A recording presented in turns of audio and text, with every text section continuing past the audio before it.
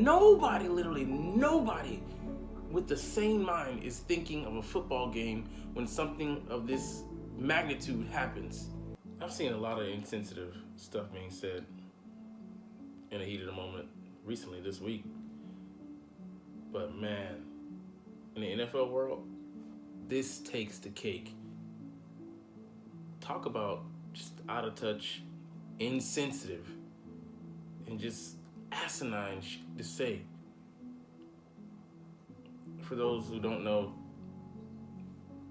Damar Hamlin suffered a tragic injury in the midst of the Bengals-Bills games.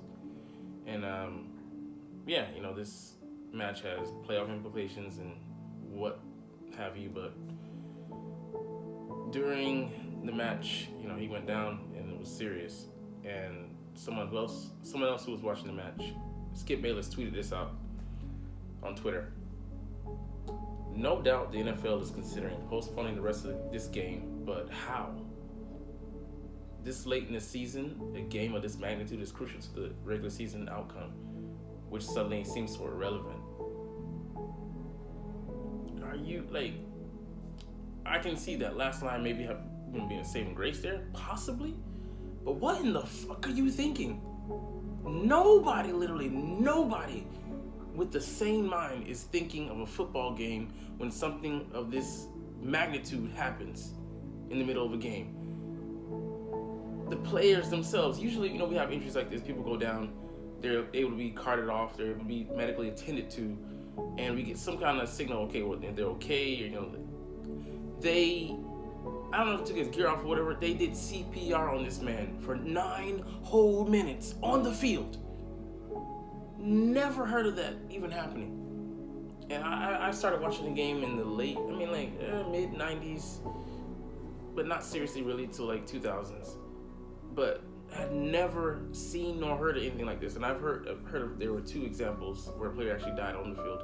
And then in 1998, this happened to a player and went down seriously, was paralyzed, was able to regain mobility later. But I had never seen or even sniffed anything close to this on a professional level.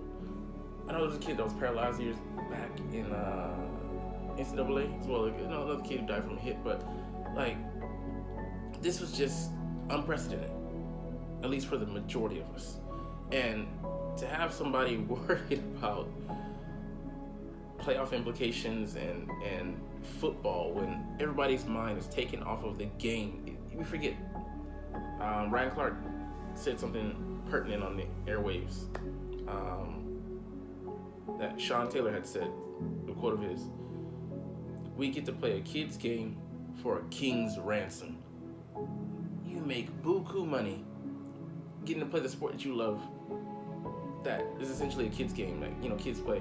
We grew up playing this game, and it's sometimes awesomeness, the gravity that the implications when you take that field, that you could be signing a death warrant. You could be. Most likelihood, the games, especially has been modified and changed, shifted so much to try and push player safety to the top, to be a priority. But it still is a dangerous game. These are car crashes happening every play with guys, unprecedented size, speed, strength, clashing that have never, they're bigger, stronger, faster, and nowadays than they have ever been before. So it's surprising that things like this don't happen more often, but it's just what happened was, his heart got hit, chest area got hit, and his hit right in the perfect rhythm with, the electromagnetic shock of his heart. So it stopped it. So he went into cardiac arrest right there on the field. And just, I couldn't imagine, man, Tre'Davious White was a mess. Stephon Diggs was a mess. Josh Allen was a mess because this is their brother in arms. They went down right in front of their face. And man, just watching the clip, I'm emotional. You know what I'm saying? It's hard to see that and not have it evoke some kind of emotion. You feel for the guy. You feel for his teammates. You feel for everybody going through this. His mother was in the stands. She got in the ambulance and went to the hospital with him, but, he wasn't breathing. and for someone to callously bring up, okay, well, let's move on. Next. And I seen in the comments, I expect that from Yahoo Sports and these other places where, people can comment that, there's some people without a face, nameless, faceless people, gonna comment, okay, I got money on this game, let's just get on with the game. I expect them not to care and act like a-holes. But for someone of Skip's stature to mention that, it is sickening. And then Terrell Owens call him out, other pundits call him out, people on Twitter was just blasted him, blew him up, rightfully so.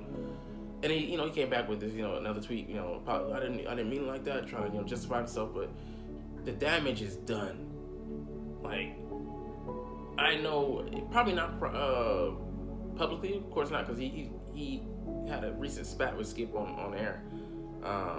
But definitely Shannon's gonna dig into his ass. Like, he's gonna call him up and say, Skip, you cannot make that comment at this time, like anytime, but especially in this day and hour when social media 24/7 is running, people are looking for you to slip up, waiting for you to drop a tidbit that you shouldn't have, a sneak peek that you should have waited to reveal, or shouldn't have just even thought to put out there in the first place. But it's just insane, man. Like,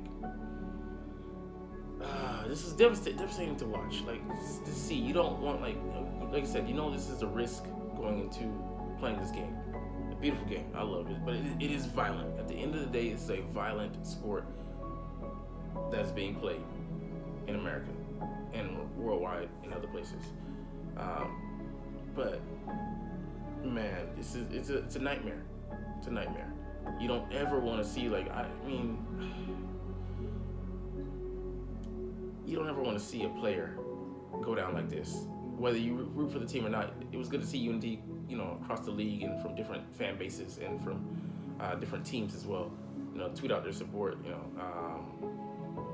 Give support to this guy. And I'm glad his charity actually, blew up overnight. 3 million raised overnight. Kudos to that. But it just, you don't ever want to see a player, opponent. And like I said, the NFL is a brotherhood. They support and love each other, ride for each other, because it's an elite franchise. Like, four figures, 2,600 or so men ever played in the NFL. Some of them on that lines, but it's in the thousands. But very, compared to millions or so that have played college football, and then expand that down to the Pee Wee leagues. It's elite. It's an elite company, and that's why I was so pissed off when I saw Kayvon Thibodeau, the rookie DN for the Giants, celebrate. I mean, he's a folk hero, and I'm an Eagles fan, supporter. But he hit Nick Foles, and he gave him a rib injury, and Nick Foles is down, writhing in pain, and he's right next to him, making a snow angel. Okay, celebrate, cool. But you had to have felt your hand hitting this man while your arm is just like this, hitting the man. Like, okay, he's writhing, but he did it it was an elongated celebration. It was at least 30 to 40 seconds, and 1 to 2 times, okay, but my hand keep constantly making contact with this guy. You don't even think to look over, and he just didn't care. And then he goes to the sidelines, and he does this, saying I put him to sleep. And then I went and checked, because I'm a petty motherfucker, and also I just went wanted to see I want to check his Twitter and also his Instagram, nothing. Gay players don't really do that, update Instagram that much, or like that, like they do with instant stuff like Twitter. So I went up and checked his Twitter. He retweeted support for Kayvon, but I mean not Kayvon, that's himself, for Damar Hamlin. But I don't know how to thank the lucky stars. I don't know how to comment or see comments on Twitter, but I was gonna blast his ass, because I'm like, you hypocrite, you motherfucking hypocrite. if this doesn't wake you up, nothing will. I'm sure the Giants officials, higher ups, in the organization took him aside and said, like, okay, yeah, great production, but that shit, cut it out.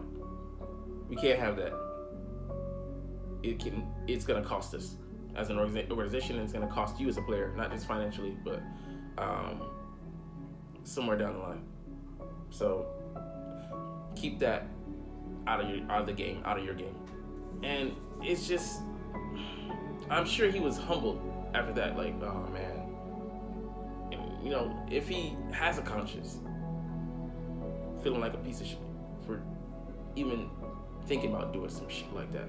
But yeah, man, Skip, that was just unconscionable. You cannot. How do you even fix your mouth to say some shit like that?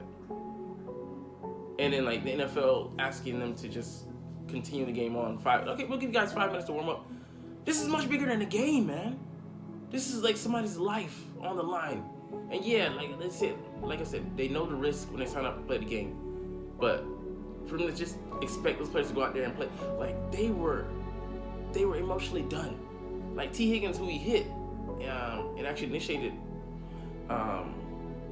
He initiated contact, but his helmet kind of hit him in the chest. He might be feeling guilty. When it's not his fault. It's just wrong place, wrong time, literally wrong timing with that hit, stopping his heart. But those players were in no emotional state to play a game. They were done. And thankfully the coaches, shout out to Coach Taylor and shout out to Sean McDermott, used to be an ex-Eagle coordinator. But for realizing, as field generals, my players are in no shape to play this game. Let's just call this off. They postponed it, and then NFL canceled it, which is, they would have gotten lambasted for not doing that. I mean, just obliterated. I mean, they already are taking heat for that as well, but yeah, it's ridiculous. Like,